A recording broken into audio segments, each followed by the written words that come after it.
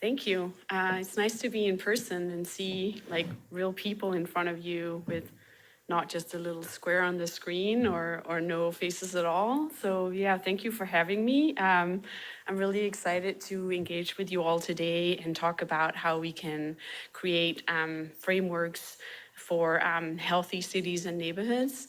I come from the design side of the profession, and as mentioned, have worked all over the world. I'm Danish, so you might detect an accent, but I live in the Bay Area, and my background is in urban design and landscape architecture, and I'm trained in Denmark. So a little bit about me. I'm going to talk about a couple of cities across the globe that Gehl has worked in, but a little bit less focused on our work and a little bit more focused on how these cities have enacted change that has led to more walkable, livable cities. A little bit about Gehl for the ones of you who might not know who Gehl is.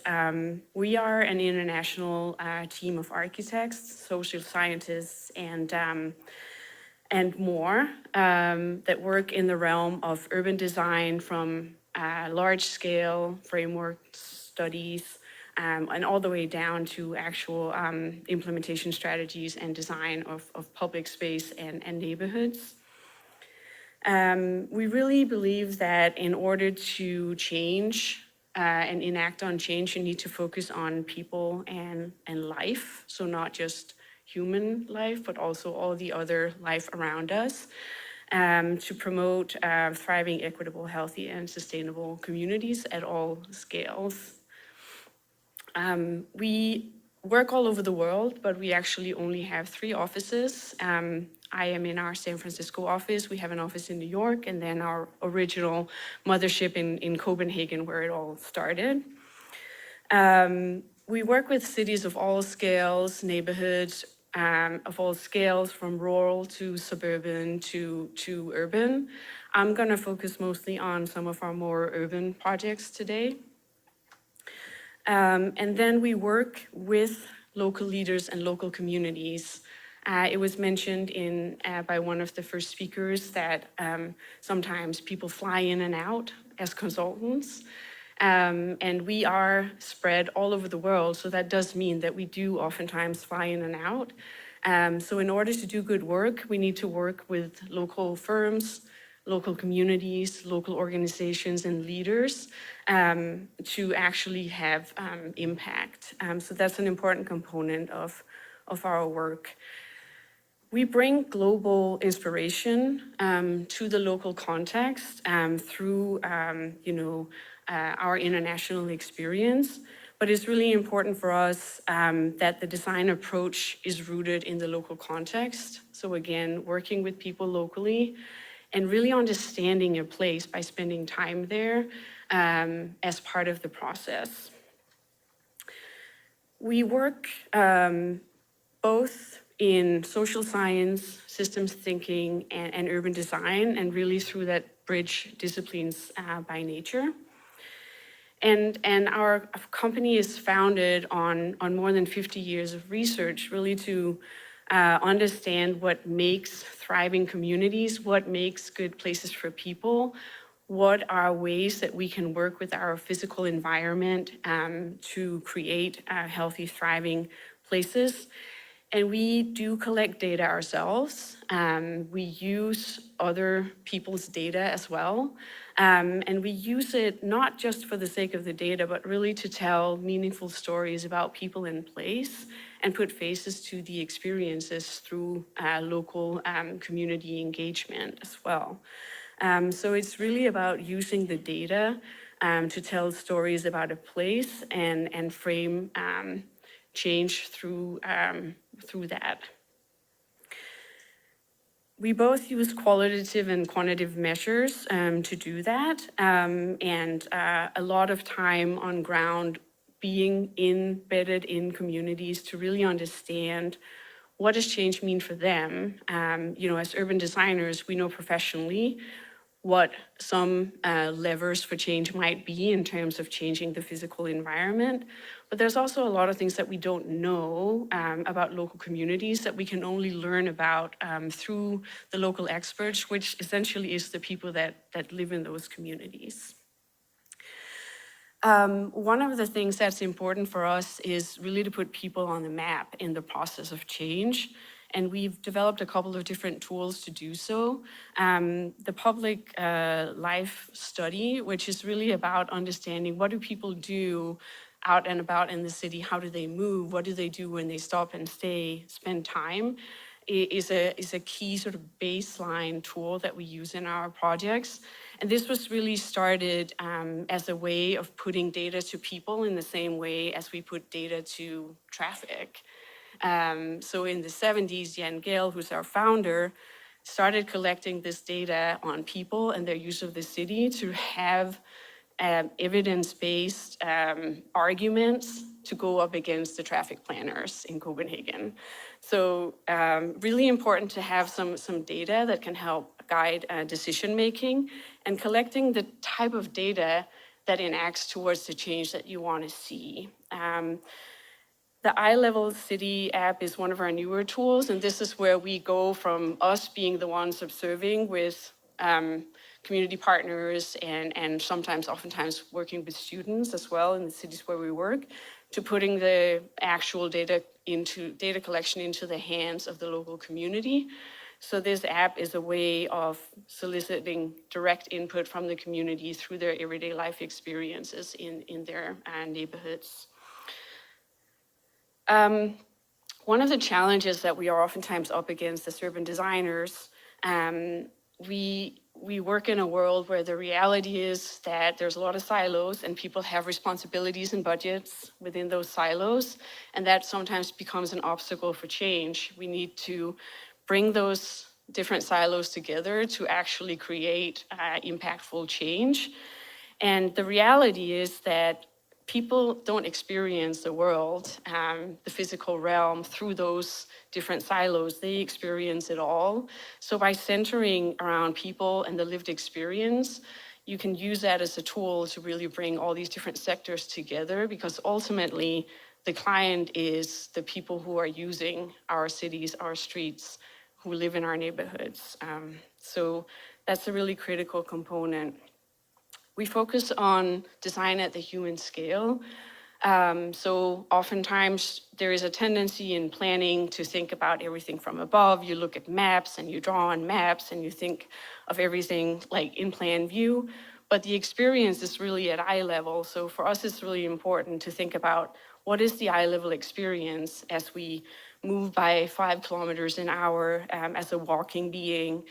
How are our senses impacted by our urban environments, and really what is the first couple of floors of our experience like, because our level of vision, it's really important that we think about how the first couple of floors in our buildings interact with our urban environments.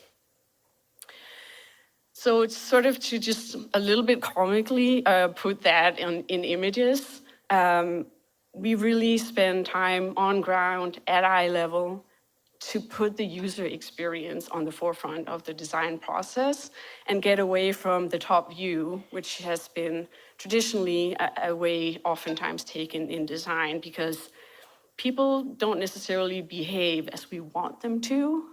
We will take the easiest path, which results in cow paths like this image is showing. So ultimately, we believe as an organization that if you measure what you care about, you can also get the outcomes that will drive towards a more sustainable, healthy, thriving city, and putting people first. In this process, putting data on how people use the cities or don't, because in the data, the gaps are oftentimes what says the most. You can actually achieve other positive outcomes with that. I'm gonna walk you through a little world tour here to 4 cities where the company I work for and myself have done work over the years. starting in Copenhagen, where I'm from, and then going to Melbourne, Australia, and then back to the States with a project in Philadelphia, and then back to Alberta, where we are, not Edmonton, unfortunately. I have not had the pleasure of doing work in Edmonton. I am lucky to work in Calgary, so I'm going to talk a little bit about some of the things that downtown Calgary is working on to enact on change towards a thriving downtown. So the city of Copenhagen, years ago, did not necessarily look like the image of Copenhagen that people know or think of the city being today. Just like a lot of other cities around the world, it was very car dominated. We had given over some of our prime public spaces to traffic. And today we have a network of connected public spaces, not just in our historic core, but across the whole city into our different neighborhoods that are walkable, bikeable, some of them, or most of them, still drivable, but the car is not the king anymore. It comes after the people walking and biking and taking public transit. And that was deliberately chosen by the city and has been a process since the 80s to get to the outcomes that we see in the city today. So this is also where Gehl started his studies on people and what creates thriving environments for people and what repels public life. And he really used the city of Copenhagen as an urban lab, as he was a professor at the university or the School of Architecture, working directly with his students and the city of Copenhagen to put people on the map. So it was really about understanding what makes good habitat for humans, and that has resulted in some books and also work all over the world and methods that we still continue to develop as the world changes around us. Copenhagen is first and foremost known worldwide for cycling. It's a lot more than that, but I'm going to talk a little bit about cycling and why that has been an important component in the framework path to change for the city of Copenhagen. So the city of Copenhagen in the 80s and 90s set intentions for what kind of city they want it to be through a vision document for the city. The first one was called Metropolis for People. And in that one, they set a vision for the project and a series for the city and a series of goals that they wanted to meet to become the most livable city in the world. And the important thing about this is that they continue to work on this vision document, and every between 5 and 10 years, a new one is issued that builds on the previous one. It's about cities for people. And the latest one is called Co-Create Copenhagen, and this is where the city has really taken a step towards becoming more facilitators of change and less of the planners of change, and inviting the public in to be part of the process. What is really important about this process is that there is a vision document that sets the stage for what kind of city you want to be. There is biannual public life accounts that are issued that shows how the change is going. It also shows where there's room for improvement, and I think that's an important piece of setting goals and measuring whether the projects that you've enacted to meet those goals are impactful. You don't always meet your goals, and that's important to be truthful about as well, and really evaluate what else could we do to meet our goals. So the city has really taken this measure, refine, adapt approach to how they develop the city. And if you look at the Metropolis for People, which is an older document, and the Co-Create document, which is the more recent, you'll notice that it becomes more and more layered. There's more talk about sustainability. There's more talk about things like air quality. There's more talk about things like, how do we deal with our recycling? So it becomes a more holistic approach to what kind of city we want to be, where it started with the outset of becoming a more walkable, more bikeable city where public life really thrived. So the local bike culture, going back to what a lot of people know Copenhagen for, is a big component of this process for change that the city has gone through. And it's also known internationally as something that tourists do. They come to Copenhagen, live like a local, biking around Copenhagen is a part of that.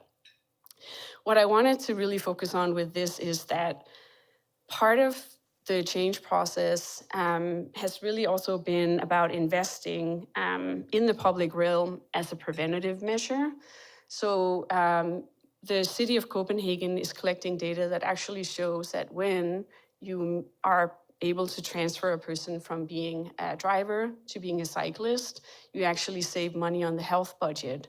And therefore, it makes sense to spend money in physical infrastructure improvements that can save on the health budget in the long run.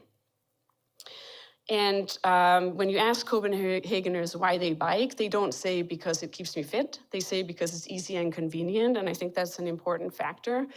And then sort of secondary is like, oh, it keeps me fit, it's good for the environment, but first and foremost, it's because it's easy. And that's a really important piece.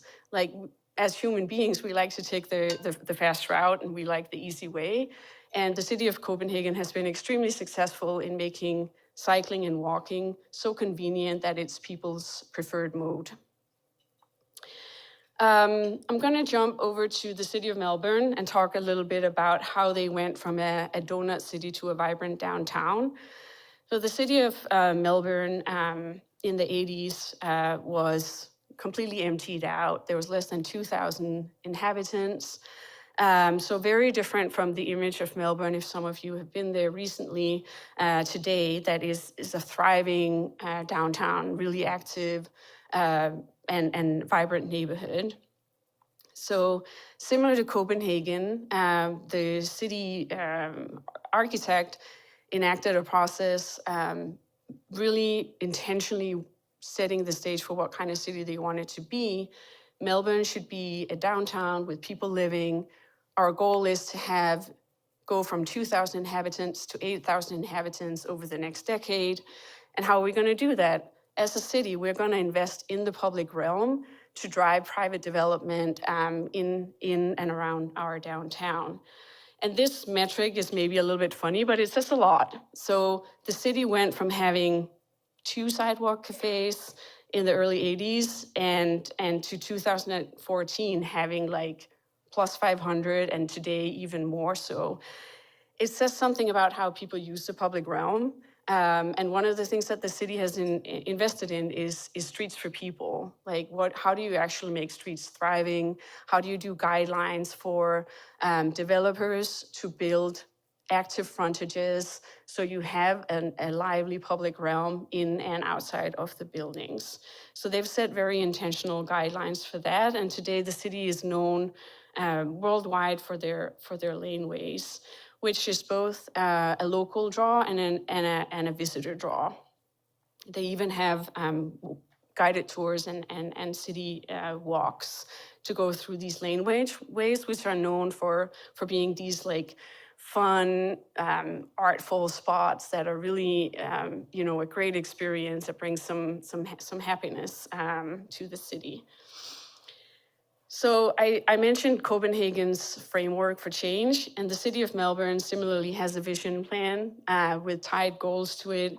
And I think this list is a really good way of showing how, it's gone from being very focused on, the city for people, what does it mean to like have an economically thriving city and a connected city, and then to a city that wants to be so much more as they continue to evolve. And even into the construction management, the city of Melbourne is really focused on enacting on the kind of city they want to be. So right now they're building a new metro line, which is a lot of disruption to neighborhoods. And one of the pieces to this project is to think about construction mitigation, and they set up a sub-organization under their developer group that's building the metro that's called the Metro Tunnel Creative Art Program. And they are actually the community engagement component of this big dig in Melbourne. And so even when it comes to construction, the city really thinks about what kind of city do we want to be? We want to be walkable. We want to make sure that people can still get around easy, really smoothly, and that our city identity is represented in this construction process as well. We are an art city, and that's really important for us. So even the trams and the transit in Melbourne is a part of the city identity. I know I don't have a lot of time, so I'm gonna go try and be a little quicker here. I'm gonna pivot a little bit and talk about a project that's a bit more specific, and specific to a neighborhood in Philadelphia, where we are working with a foodscape project through the city's Changing Diabetes, which is a nonprofit run by Novo Nordisk Pharmaceuticals. They work all over the world through this initiative, and we've been lucky to work with them in a couple of cities where Philly is one of them. And it really transcends from city scale to neighborhood scale to individual scale. We're focused on the neighborhood scale through learning about the individual scale experience. Because we really believe that we do have a role in changing physical environments that can bring healthier food behaviors to communities. And there are some things that we know from just looking at a community, like with GIS, with mapping, going there on eye level. If there's a freeway between the neighborhood and the grocery store, well, then maybe people can't get their groceries if they don't have a car. But things that we might not be able to know is what kind of food are people actually looking for? What would drive them towards healthier choices? Not just being able to get to the existing grocery store, but their own neighborhood having actual options that are also culturally representative of the community. So looking at this neighborhood in Philadelphia, which is in Northeast Philadelphia, we learned that there is food options if you just look at it from a solely GIS standpoint, within walking distance of most people's home. But then when you look at where those places really are, a lot of them are focused around the university campus, which is right next to the neighborhood. They're actually not in the neighborhood, and they're not for the neighborhood necessarily. There's a freeway that disconnects the neighborhood from the only real grocery store in the area, and that is in itself problematic in a neighborhood where a lot of people don't own a car. And then as we talk to people on the street directly and in the community, we also learned that the food that they actually long for was not available even within the food options that are hard to get to.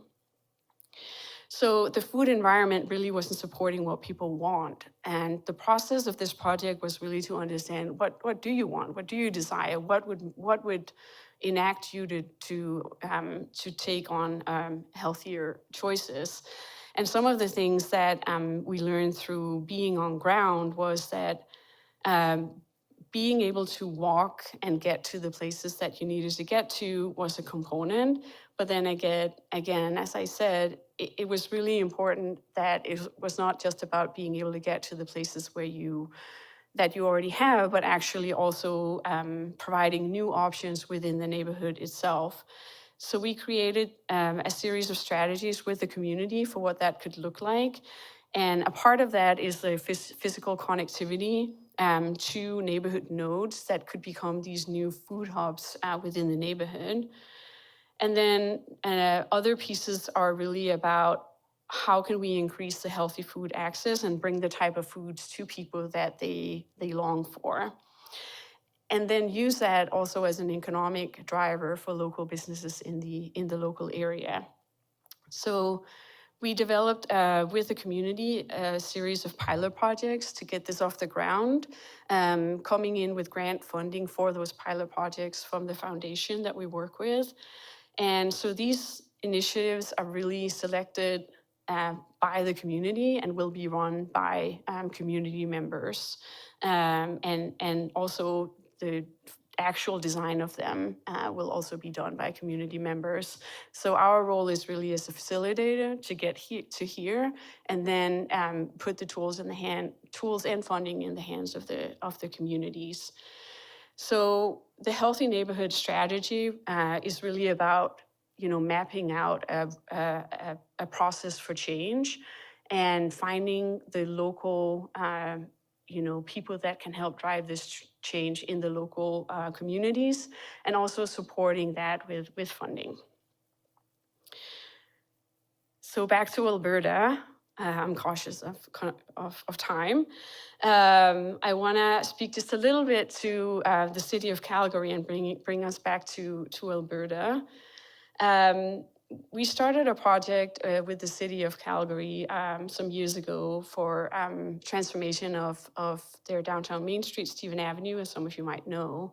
And early on in this process, we learned that, there's actually forces at play outside of what we can impact with physical changes to the street itself. There is a need for economic investment and also a need for stewardship and operation models that support a thriving public realm. So the physical changes is only one component of the change process. I'm not going to talk about Stephen Avenue. I do invite you all to go online and look at the city's website and see the project. It's really exciting. It's mid master plan right now, so it's in a very exciting stage. I want to speak just very briefly about what some of the things that downtown Calgary and their Greater Downtown Plan is enacting on that other cities across America is looking to, and again, having a framework for what kind of city you want to be is a critical component here. And Calgary's Greater Downtown Plan is a really strong document that is guiding towards, wanting Calgary downtown to be an actual neighborhood. And one of the key pieces of that plan is office conversion program that some of you might have heard of, which is, ahead of the COVID times, was already something that was on the map for the city of Calgary. They had a lot of vacant offices in their downtown. So converting those to housing and really thinking about how downtown could, through that and other projects, become a more mixed use, a more complete neighborhood, is something that, other cities are enviably looking to now as we go through this transition out of COVID, where a lot of our downtowns have really suffered. This program is, in its round 3 of matching public and private investments in these office conversions. But what I really want to focus on as a part of that too is that the city is not only investing in these office conversions where they match private developers' projects, they're also investing in their public realm. So Stephen Avenue is just one of many, many projects that are ongoing in Calgary right now. I think it's a really exciting moment for the city. So this idea of actually investing in the public realm, similar to what they did in Melbourne, can help as an economic driver to really also spark private developments. So we really see Stephen Avenue as an opportunity to be like an engine for that process and a platform for thriving public life. And this is what the project is working on now. In conclusion, I'm going to end on just like a quick sentence taking us back to why did I take you on this tour around all these different cities? And I think the key word is really intentionality, like thinking about what kind of city do you want to be? What kind of neighborhood do you want to be? What kind of street do you want to be? Setting goals, actionable goals that you can measure up against. And I think I'm talking to a lot of researchers. You probably already do this, but in urban design, this is not something that's always done. So being intentional and thinking about change as a constant. So it's really about setting the stage for what kind of city you want to be through vision and goals, metrics, targets, testing and implementing. Karen was talking about pilot projects, a great way to get there. Evaluating whether you've met your goals and adapting as you go is a continuous cycle, and it's never ending because change is a constant. So I'm gonna stop with that. Thank you.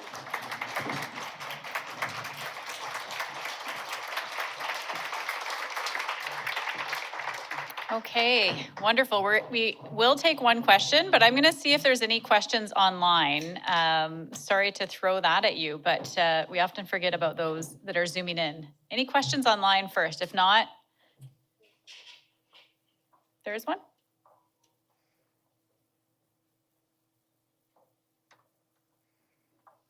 Oh, I get to read it out too. Yeah, here we go. Oh dear, handwritten. Okay. And I don't have any glasses. Okay, for Philadelphia, to what extent were zoning regulations a barrier? A lot of cities and towns need to move away from single-use zoning in neighborhoods to allow some of the services like neighborhood scale grocery and food vendors. Take that on. Well written. Thank you for that question. That's a great question. Policy and land use is oftentimes a barrier, as you said. For this specific project in Philadelphia, that wasn't as much the case actually, because it was already a mixed use zone area that we worked in. Okay, thank you.